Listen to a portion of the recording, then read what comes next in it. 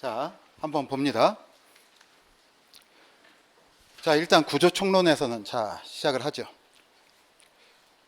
자, 구조 총론에서는 여기는 우리가 기본적인 거, 가구식이라든가 조적식이라든가 일체식이라든가 그런 내용은 우리가 뺐습니다. 여러 군데서 할 수 있으니까.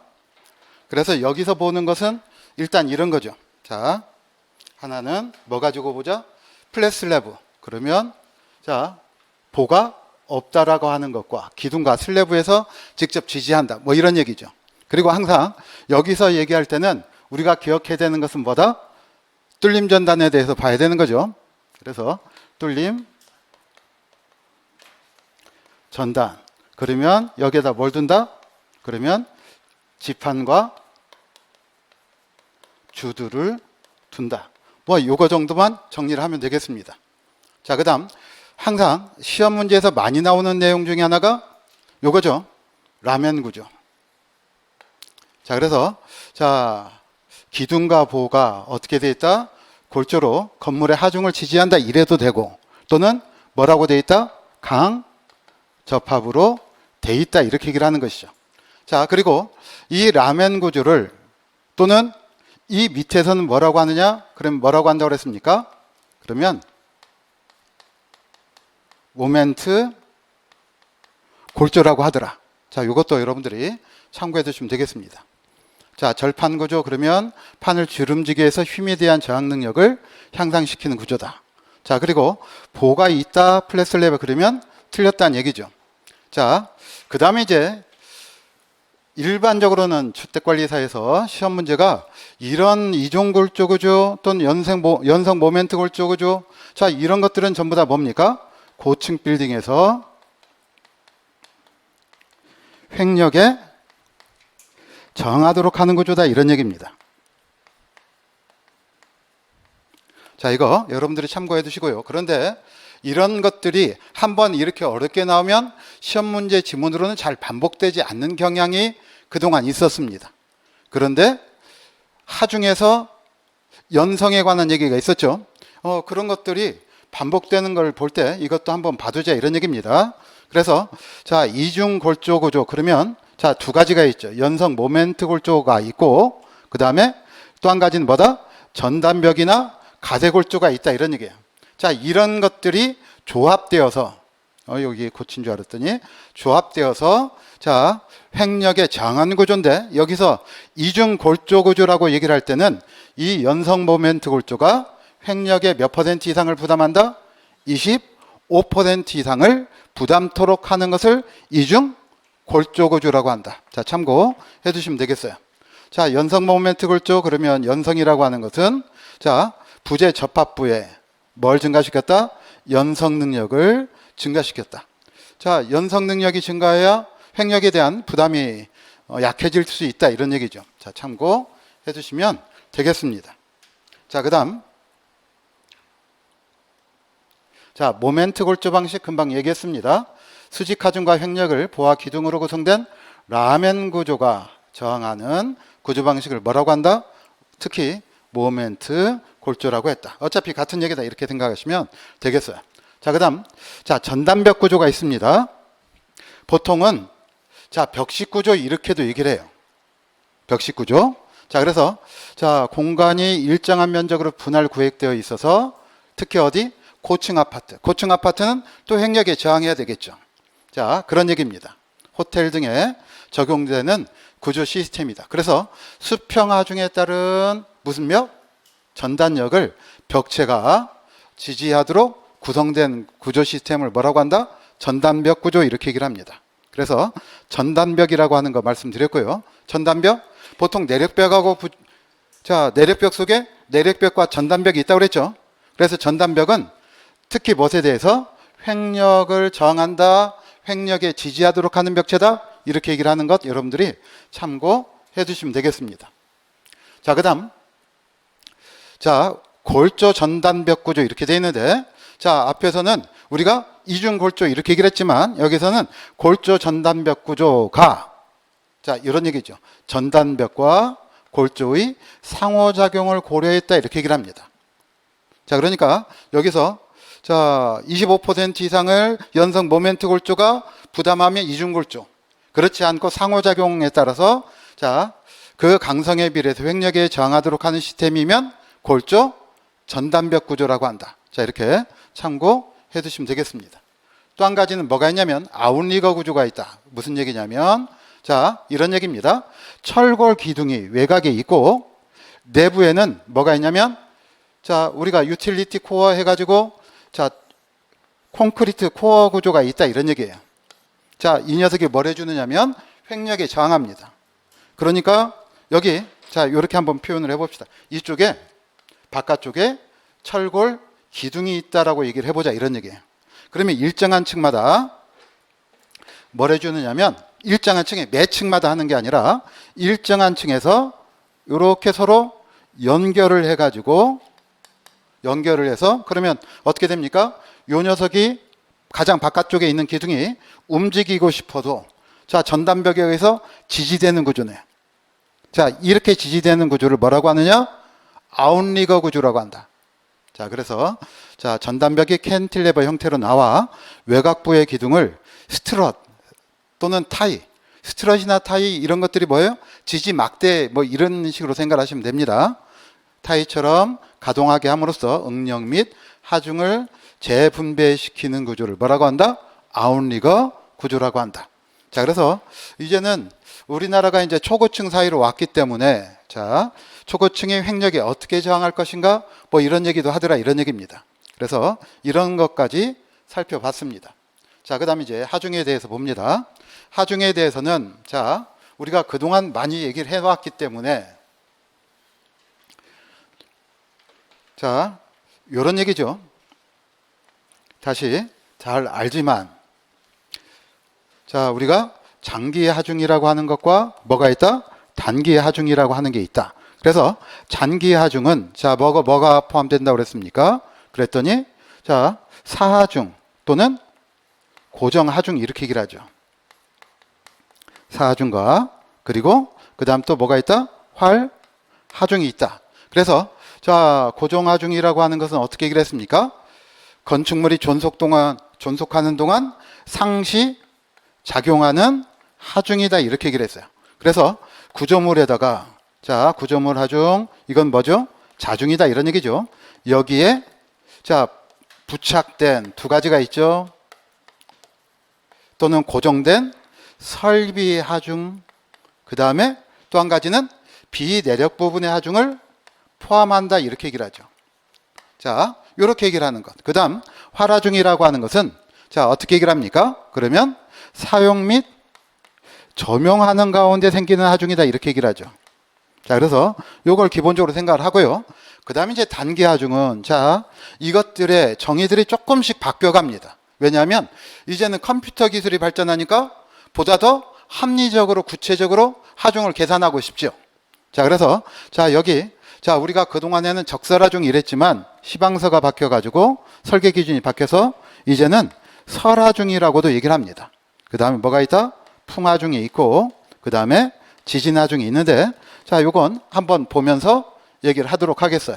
자, 오늘 내용이 많기 때문에 자, 일단 이렇게 X되어 있는 부분만 주로 얘기를 하고 지나가도록 하겠습니다. 자, 그래서 자, 2번을 보면 고정하중은 구조체에 지속적으로 작용하는 수직하중으로 구조부재에 부착된 자, 비내력 부분과 각종 설비 등의 중량을 제외하는 게 아니라 포함한다 이렇게 나와야 되겠죠. 그래서 이 부분이 틀렸다 이렇게 얘기를 할 수가 있겠네요. 자, 그 다음 나머지 3번, 4번, 5번 자, 이렇게 여러분들이 볼 수가 있겠네요. 6번도 마찬가지죠. 활하중은 건물의 사용 및 자, 항상 요 얘기가 먼저 나와야 된다 이렇게 말씀드렸습니다.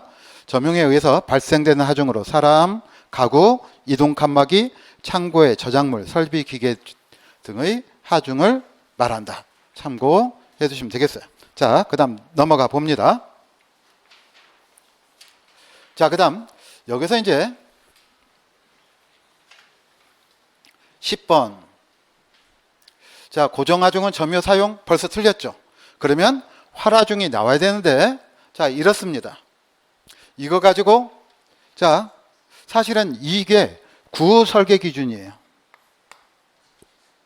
자, 하라중은 점유 사용에 의하여 발생할 것으로 예상되는 최대의 하중이어야 한다 이렇게 돼 있어요. 구 설계 기준에. 자, 우리 기본서에도 이렇게 나왔죠. 자, 그런데 자, 이렇습니다. 자, 여기 이 부분이 조금 바뀌었어요.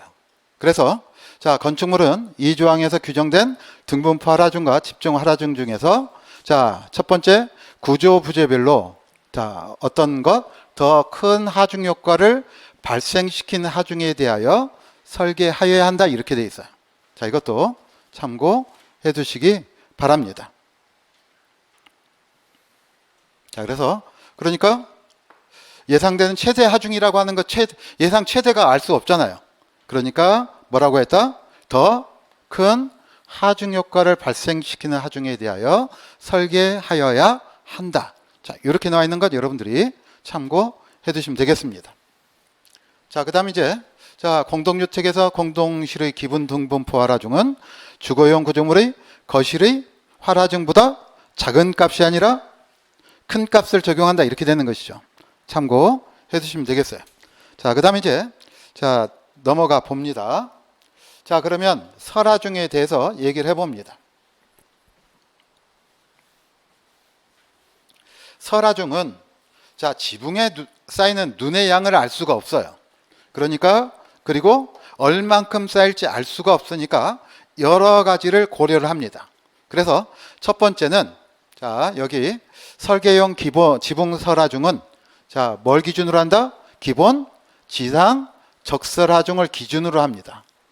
자, 그런데 그걸 다 계산하는 게 아니라 자, 뭘 가지고 하느냐면 자, 기본 지상 설하중 개수에다가 그 다음에 노출 개수, 온도 개수, 중요도 개수 및 지붕 형상 개수와 그 다음 재하 분포 상태 등을 고려하여 선정하게 된다 이렇게 얘기를 해요. 자, 그러니까 그래서 자, 우리가 기본 지상 적설하중 또는 이제 적자 빠지고 설하중으로 바뀌었다고 그랬죠. 그래서 기본 지상 설하중은 자, 이걸 어떻게 정하느냐? 이게 시험 문제 지문으로 가장 많이 나온 내용이죠.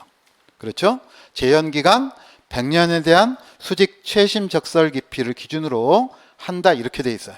자, 그래서 자, 이렇게 얘기를 하고요. 그러면 이제 평지붕은 어떤 식으로 정해지느냐? 자, 이런 얘기인데요. 자, 그냥 이런 것들은 이런 숫자들이 이런 식들이 어떻게 되는지만 감상을 하세요. 자, 그래서 자, 보시면 원래 식이 이렇게 되어 있습니다. 지상 설하중은 지상 설하중에 여러 가지 팩터들이 들어가 있어요. 자, 기본 지상 설하중 개수가 있고 그 다음에 자, 이렇게 되어 있네요. 이는 건설지 주변의 지표면 상황에 따라 정하는 환경 개수가 있고 그 다음에 T 온도 개수가 있습니다. 그리고 중요도 개수가 있어요. 자, 그리고 SG 이렇게 되어 있는데 이것은 뭐냐면 자, 지붕 지상 설하중입니다. SF는 뭐다? 평지붕 설하중에 대해서 이런 것들로 고려되어 있다. 자, 왜냐하면 우리가 시험 문제에 뭐가 나왔었냐면 뭐 이런 거 나왔었습니다. 지진하중을 계산하는데 고려해야 되는 것을 있는 대로 고르시오.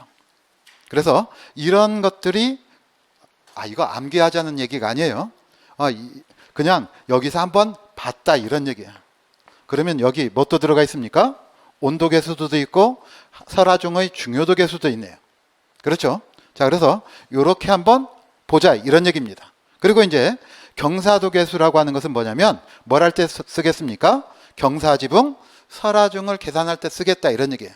그래서 그러면 이렇게 되겠네요. 평지붕 설하중에다가 경사도 개수를 고려한 것이 자, 이렇게 되는 거예요. 자, 이렇게 고려되는 것이 뭐다? 자, 경사지붕에서의 설하중이다 이런 얘기입니다. 자, 이렇게 계산되는 것만 여러분들이 참고해 두시면 되겠어요.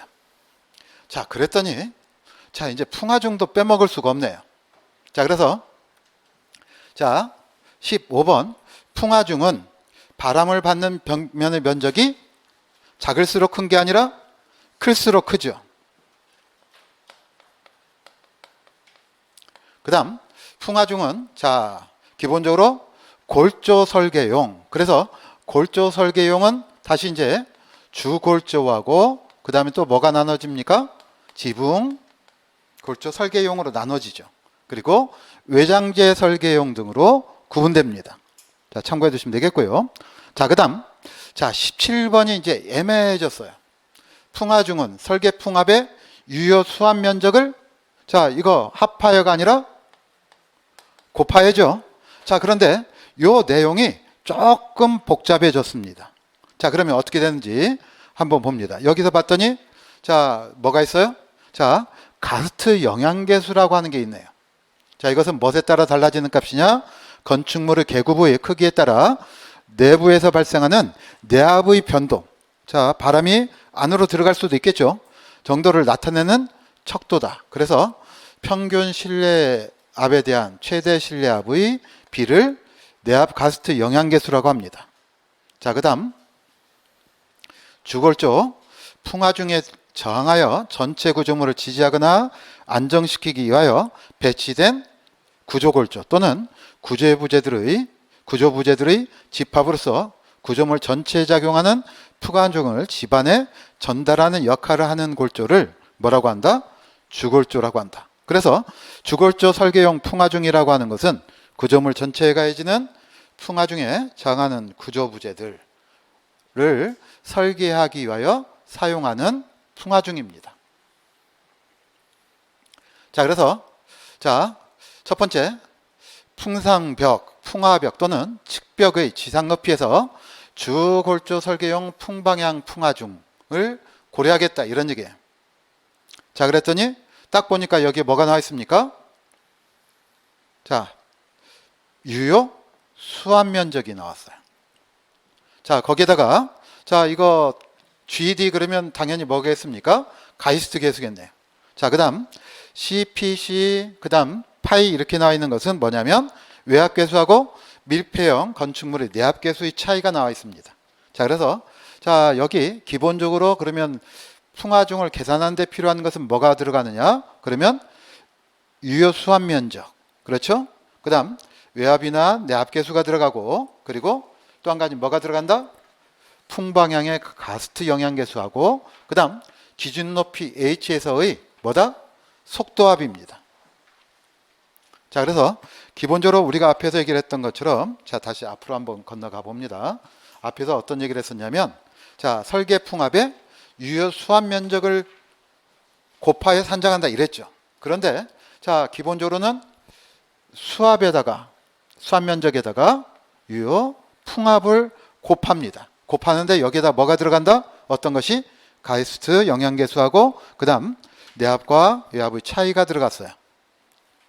자, 이렇게 구해진다는 거 여러분들이 참고해 두시면 되겠고, 그 다음에 자 이거 시험 문제에 자주 나왔죠. 자 속도압이라고 하는 것은 여기 QH입니다. 속도압 QH는 자 요거죠. 자 이거 자 공기 밀도에 비례하고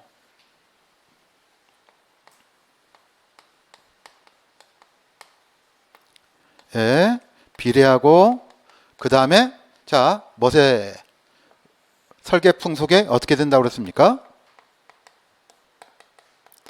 풍속에 비례한다가 아니라 설계 풍속의 제곱에 비례한다 이렇게 나오는 것이죠.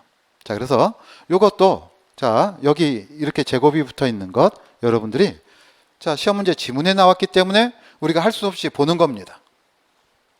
자, 그래서 자 풍합이라고 하는 것은 풍속의 무엇에 비례한다? 제곱에 비례한다. 자, 이것도 여러분들이 자 참고해 두시기 바랍니다. 자, 그래서 요건 이제 이렇게 우리가 문제를 내봤었죠. 자, 그런데 자 이걸 다 몰라도 주골조 설계용 풍화중 산정에 관련되는 사항으로 옳은 것을 모두 고른 것은 그러면 여기서 자 우리가 만약에 이걸 안 배웠다고 쳐도 자 우리가 이건 배웠죠? 밑면 전단력 이건 뭐와 관련돼 있다? 지진하중과 관련돼 있는 거죠. 그러니까 이것도 아니고 그 다음 반응 수정 개수도 이것도 지진하중 계산할 때 포함되어 있는 것이죠. 그러니까 이 두 개는 아니다 이런 얘기입니다. 자, 그러면 당연히 뭐가 들어간다? 속도압. 그렇죠. 그 다음에 가스트 영향계수, 그 다음에 유효 수압 면적, 뭐 이런 것들이 포함될 거다 이런 얘기예요. 자, 이렇게 여러분들이 그래서 그러면 디귿, 리을, 미음이 되겠네요. 자, 이렇게 여러분들이 참고해 주시면 되겠습니다. 사실은 이 정도까지 어려운 문제는 안 나오는 게 좋죠. 자, 그렇지만 세상 일은 모르는 거라서 한번 봤습니다. 그래서 우리가 뭐까지 봤습니까? 자, 설하중, 그리고 그 다음 또 한 가지 풍하중, 자, 까지 봤어요. 자, 그래서 18번을 보면 풍하중에서 설계 속도압은 공기 밀도에 비례하고 설계 풍속의 제곱에 비례한다. 자, 이거 여러분들이 참고해 주시면 되겠습니다. 당연히 지형의 영향을 받죠. 자, 넘어갑니다. 자, 그 다음 자, 지진하중은 건축물이 무거울수록 큽니다. 집안 종류에 영향을 받고, 자, 요 지문이 두 번이나 왔어요. 자, 그래서 지진하중 산정 시 반응 수정 계수는 자, 여기를 이렇게 생략하고 나왔습니다. 생략하고 반응 수정 계수가 클수록 지진하중은 어떻게 된다? 감소합니다. 연성이 클수록 자, 반응 수정 계수는 연성이 클수록 큰 값을 갖고 지진하중과 비례한다, 반비례한다? 반비례한다. 자, 이것도 여러분들이 참고해 주시면 되겠습니다. 자, 그래서 그러면 이제 자, 이건 25회 때 나왔던 문제죠. 자, 지진하중 산정에 관계되는 사항으로 옳은 것을 모두 고른 것은, 자, 그래서 반응 수정 계수 필요합니다. 그렇지만 고도 분포 계수는 필요하지 않죠. 그렇죠. 자, 그 다음 중요도 계수는 건물에 따라 중요도에 따라 산정을 하니까 들어가야 되는 것이고요. 그 다음에 가스트 영향 계수도 들어가지 않을 거다 이런 얘기입니다. 그래서 밑면 전단력, 그리고 중요도 계수, 반응 수정 계수, 그래서 기역, 디귿, 미음이 들어갔었다. 뭐 이런 얘기가 되는 거예요. 자, 이 문제 때문에 우리가 이제 앞에 것까지 살펴봤습니다. 사실은 자, 틀려도 되는데 이런 거죠. 이런 것들 전혀 안 봤다가 나오면 당황하실까 봐 그래도 조금 보고 가자 이런 얘기입니다. 자, 그래서 자, 밑면 전단력 이렇게 나와 있는데, 자, 여기 밑면 전단력은 뭐다? 구조물의 밑면에 작용하는 설계용 총 전단력을 얘기를 한다. 그래서 자, 밑면은 집안 운동에 의한 수평 지진력이 작용하는 기준면을 뭐라고 했다? 밑면이라고 했다.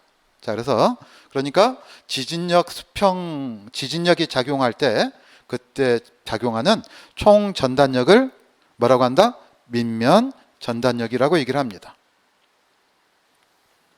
자, 그 다음 이제 가스트 영향계수, 자, 이런 것들 여러분들이 한번 읽어보시기 바랍니다. 자, 이거 여러분들한테 이 가스트 영향계수나 이런 것까지 강의하면서 얘기할 줄 전 꿈에도 몰랐어요. 그러니까 한편으로는 시험이 너무한다 이렇게 생각을 하기도 하고, 또 한편으로는 틀리라고 낸 문제니까 당연히 틀리는 것도 아닙니까? 깊이 읽고 맞춰야 됩니까? 예. 자, 참고해 두시기 바래요. 자, 그 다음 자, 기초구조는, 자, 기초구조에서는 이제 하도 올해가 어렵게 나올 거니까 그래서 기본적인 얘기를 조금 더 합니다. 그러면 이제 기초구조에서는 우리가 이런 얘기 했어요. 하나는 무슨 얘기 했었냐면, 하나는 어디서 나온다? 집안. 그렇죠. 그 다음에 또 한 가지는 뭐라고 그랬습니까? 그러면 기초의 종류 가지고 얘기를 한다 이렇게 얘기를 했어요. 자, 그런데 집안에서는 자, 우리가 어떤 얘기를 했었냐면, 자, 하나는 뭘 했었죠? 집안의 종류. 그렇죠. 그 다음 집안 조사. 그래서 여기서 어떤 얘기를 했었냐면, 자, 무슨 얘기 했었습니까? 물리적 지하 탐사와 그 다음 얕은 층의 지반조사와 그리고 깊은 층의 지반조사. 자, 깊은 층의 지반조사는 뭘로 한다? 보링으로 한다고 그랬죠. 그 다음 이 보링한 구멍에서 그 집안의 물리적 성질을 알아보는 조사를 우리가 뭐라고 했느냐면 뭐라고 했습니까? 사운딩이라고 했어요. 자, 그 다음에 또 한 가지는 어떤 것에 관한 얘기를 했냐면 허용 지내력에 관한 얘기를 했어요.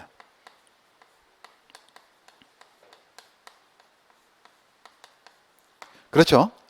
그러면서 허용 지내력 크기의 순서를 가지고 얘기를 했습니다. 그리고 나서 허용 지내력의 크기를 알기 위해서 시험을 하는데 하나는 뭐가 있었냐면 제압한 시험, 제압시험이라고 하는 것을 잠깐 얘기했어요. 이런 게 있다. 그렇죠? 그 다음 또 한 가지는 무슨 시험 얘기했습니까? 말뚝 시험이 있다 이렇게 얘기를 했어요. 그래서 말뚝의 지지력을 알아보는 시험이다 이렇게 얘기를 했었죠. 자, 그런데 자, 여기 보시면 평판 제하시험에서 자, 평판 제하시험은 어떻게 됐죠? 하중과 치마량과의 관계 속에서 자, 치마가 되면 그 치마되는 정도의 크기를 가지고 자, 허용 지지력, 허용 지내력을 알아보는 시험이 됩니다. 자, 그런데 여기 자, KS 우리 기본서에 보시면 자, 요약집에 나와 있죠. 이 내용은 허용 지지력이라고 하는 것은 어느 정도 크기로 하느냐? 그랬더니 항복 하중의 몇 분의 1이다? 2분의 1 또는 극한 지지력의 3분의 1 중 어떤 값으로 취한다? 작은 값으로 취하겠다 이렇게 돼 있어요. 자, 그랬더니 자, 이제 이렇게 세 가지 용어가 나옵니다. 뭐가 있다? 극한 지지력이라고 하는 말과 허용 지지력이라고 하는 말과 허용 하중이라고 하는 말이 나와 있습니다. 자, 그래서 자, 요거 여러분들이 한번 봅니다. 자, 극한 지지력이라고 하는 것은 흙에서 전단 파괴가 발생되는 기초의 단위 면적당 하중을 자, 우리가 뭐라고 한다? 극한 지지력이라고 얘기를 합니다. 그러니까 무슨 얘기예요? 여기서는 집안이 결국엔 어떻게 될 거다? 버티지 못하고 치마가 발생했을 거다 이런 얘기. 그러니까 이렇게 되면 건물이 버텨낼 수 있겠다 없겠다? 없겠다 이런 얘기가 되는 것이죠. 아시겠죠? 그러면 허용 지지력이라고 하는 것은 자, 여기까지는 괜찮다 이렇게 얘기를 할 수 있겠죠. 자, 그래서 자, 허용 지지력은 치마 또는 부동치마 같은 허용 한도 내에서 집안의 극한 지지력을 자, 적정의 안전율로 나눈 값을 뭐라고 한다? 허용 지지력이라고 얘기를 합니다. 그러니까 안전율. 자, 그래서 여기 보시면 극한 지지력의 3분의 1 이렇게 돼 있죠. 그러니까 이것은 무슨 얘기냐면 극한 지지력 나누기 뭐였다? 3이다 이런 얘기예요.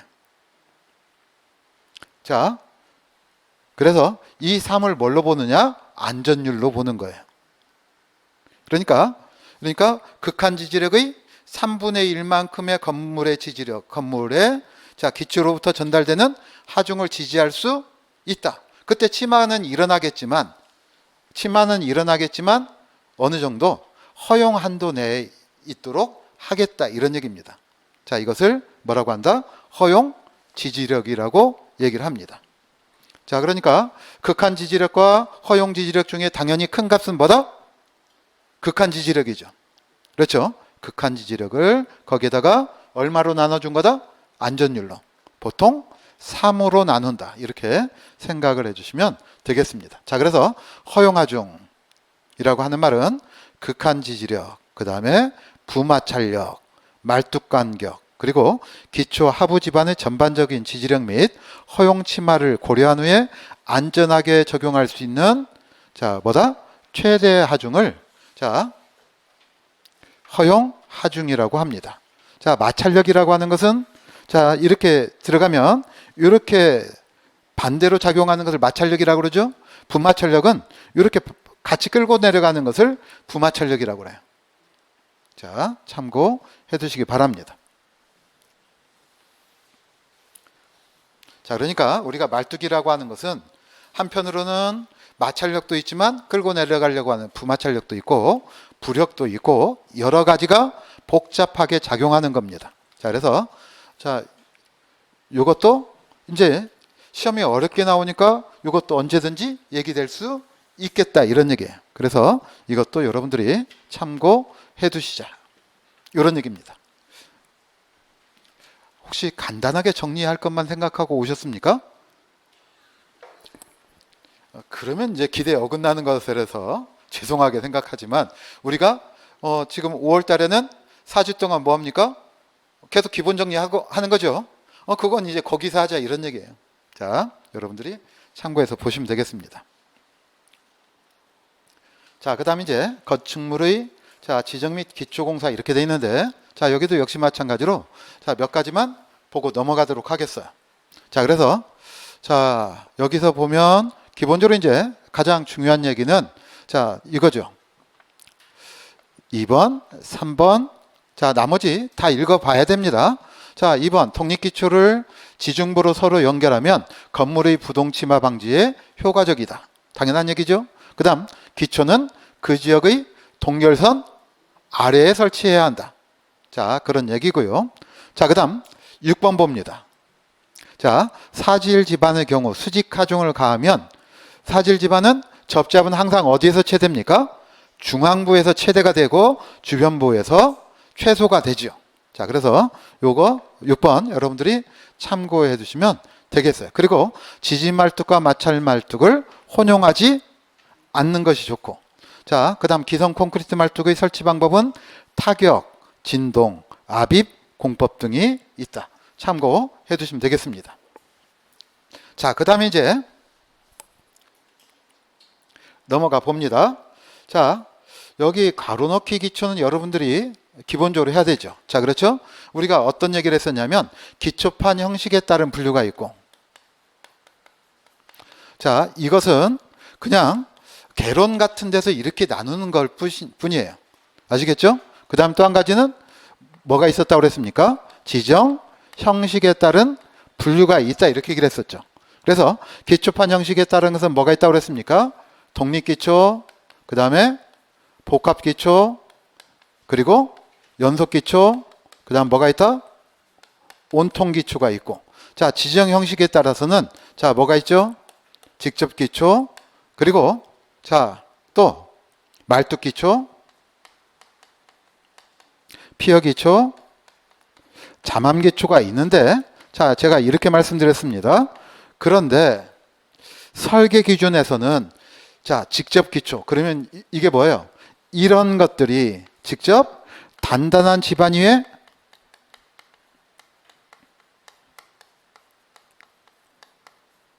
직접 지지되도록 올려져 있으면 이게 직접 기초예요. 아시겠죠? 그런데 자, 여기 참고를 보세요. 그러면 여기 참고를 봤더니 무슨 기초가 있습니까? 깊은 기초라고 하는 말과 얕은 기초라고 하는 말이 있죠. 그러니까 그러면 따져보면 이 직접 기초가 현대적인 의미에서 무슨 기초냐면 얕은 기초가 된다 이렇게 생각하시면 돼요. 그리고 나머지는 무슨 기초가 된다? 깊은 기초가 있습니다. 그래서 설계 기준에는 복잡한 얘기가 있지만, 복잡한 얘기를 조금 더 써야 될까요? 이 정도만 알자고요. 얕은 기초가 있고 깊은 기초가 있다. 자, 그러면 깊은 기초는 자, 기초의 지반, 자, 들어간다 이런 얘기죠. 깊이가 깊고 상부 구조물의 하중을 어디에 말뚝 등에 의해 깊은 지층으로 전달하는 기초 형식을 뭐라고 한다? 깊은 기초라고 얘기를 합니다. 자, 이거 이런 거 요약집이 없습니다. 자, 참고해 주시면 되겠어요. 자, 그 다음 얕은 기초라고 하는 것은 자, 기초 폭에 비하여 근입 깊이가 어떻게 되었다? 얕고 상부 구조물의 하중을 분산시켜 기초 하부 지반에 어떻게 했어요? 직접 전달하는 기초 형식을 기초를 우리가 뭐라고 한다? 얕은 기초라고 얘기를 합니다. 그래서 자, 무슨 기초가 있다? 깊은 기초와 얕은 기초로 나눠진다. 자, 이거 여러분들이 기본적으로 생각을 해 두시면 되겠어요.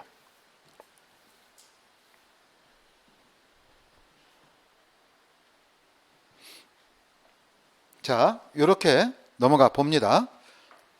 자, 그래서 여기 뭐 이런 것들은 우리가 기본적으로 알 수 있는 거니까 자, 한번 보죠. 자, 기둥이나 벽면의 벽체 밑면을 기초판으로 확대하여 상부 구조의 하중을 집안에 직접 전달하는 그 기초. 그러면 뭐다? 직접. 그런데 여기서는 뭐가 나왔어요? 근입 깊이가 얕다. 아시겠죠? 얕고 그 다음에 하중 기초하부 집안에 직접 전달한다. 이렇게 나오면 무슨 기초다? 얕은 기초. 아시겠죠? 자, 그 다음에 근입 깊이가 깊고, 자, 상부 구조의 하중을 말뚝 등에 의해서, 자, 이 말이 나오면 이것은 무슨 기초를 얘기를 한다?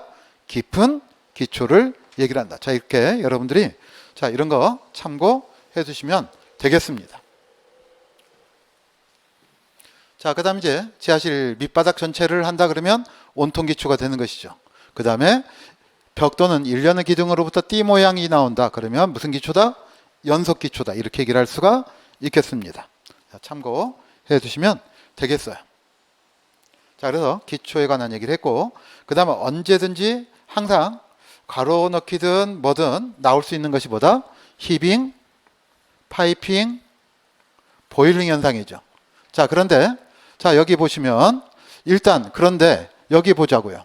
사질 지반이 급속 하중에 의해서 전단 저항력을 상실하고 마치 액체와 같이 거동하는 현상. 그러면 이거 뭐라고 합니까? 보일링이요? 오이, 깜짝 놀랐습니다. 액상화 현상이죠. 자, 그렇죠. 우리 시설계로는 객관식이죠. 이제 2차 실무로 가면 주관식이 나와서 여러분들이 그것들을 확실하게 쓰지 않으면 곤란합니다. 자, 그 다음, 자, 부실한 흙막이 위음새 또는 구멍을 통해 누수로 인해 토사가 유실되는 현상, 파이핑이죠. 자, 그 다음, 연약한 점성토 집안에서 그 다음에 땅 파괴된 저면이 부풀어 오르는 현상, 그러면 이건 뭐가 된다? 히빙이죠. 그렇죠. 그 다음에 이제 보일링은 항상 뭐하고 관계되어 있습니까? 그러면 사질 지반과 그리고 또 한 가지는 지하수가 흙막이 저면에서 부글부글 끓어오르는 것처럼 쏟아 올라와서 자, 흙막이의 지지력을 상실케 하는 것, 이것을 보일링 현상이라고 하죠. 자, 이렇게 이런 것들 여러분들이 참고해 주시면 되겠습니다. 아, 그리고 여기 X 하나 쳐놓읍시다. 이거 빠졌네요. 16번. 자, 그러고 봤더니 여기는 제가 안 읽어봤네요. 15번. 서로 다른 종류의 지정을 사용하면 부동치마를 방지할 수 있다? 없죠. X. 자, 15번 X. 그 다음 16번도 지중부는 부동치마 억제에 영향을 미치지 못한다? X죠. 아, 여기는 다 X네. 그 다음 17번.